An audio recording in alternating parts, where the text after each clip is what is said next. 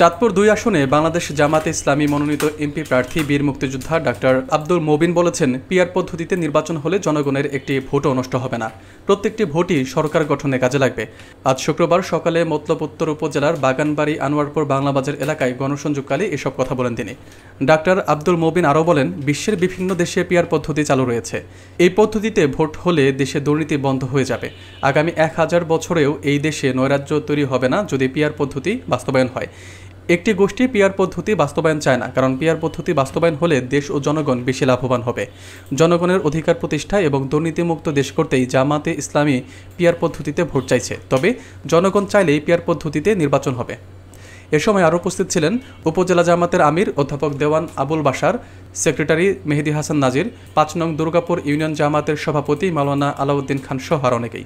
আমাদের কমিটমেন্ট, আমরা মানুষের জানের উপর আঘাত করব না, আমরা মানুষের মালের উপর আঘাত করব না, আমরা মানুষের ইজ্জতের উপর আঘাত করব না।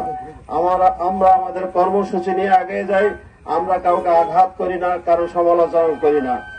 আমরা লুটপাট চাঁদাবাজি বন্ধ করতে চাই।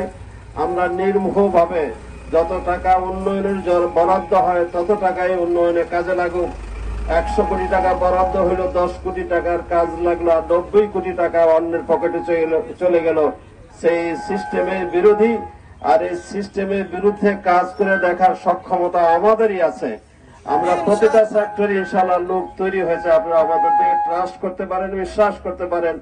আপনাদের উন্নয়নের জোয়ার ঘরে ঘরে পৌঁছে দেওয়ার সক্ষমতা ইনশাআল্লাহ আমাদের আছে। আমরা সেই অঙ্গীকারবদ্ধ। আগামী দিনের সব দল দেখা শেষ। আগামী দিনের জামাতে ইসলামের বাংলাদেশ একবার পরীক্ষা করে দেখুন, এরপরে শুনে দিতে পারবেন।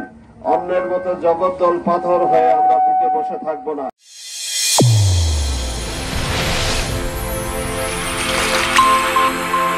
চ্যানেল A1 হৃদয়ের স্পন্দন।